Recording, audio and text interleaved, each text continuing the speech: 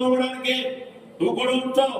నీ బిడ్డకి వచ్చినట్టే ఇంత పొడుగు తాడెట్టుకొచ్చి మొక్కలు కట్ చేసి దాంట్లో పూసను తొడిగేసి ఆ పూసను మొలతో చుట్టేసి దానికో పెద్ద స్టీల్ తగిలించి ఇది ఇష్టదే. ఎవరు చెప్పారండి? ఎవరు చెప్పారు? దేవుడు వాక్యం కంట, దేవుడి క్రియల కంట, దేవుడు ఆలోచన కంట, సంఘంలో వాక్యం కంట, పాస్టర్ గారి ప్రార్థన కంట, పాస్టర్ గారి ప్రార్థన కంట, సంఘంలో నువ్వు చేసే ప్రార్థన కంట ఏది గొప్పది ఎప్పుడు కాదు. నీ జీవితంలో ఏది గొప్పది కాదు. పవిత్రమైన జనంగా, పవిత్రమైన జనాంగంగా, పవిత్రమైన జీవితంగా నువ్వు ప్రార్థించాలి. నీలో లోపం ఏమీ లేదా?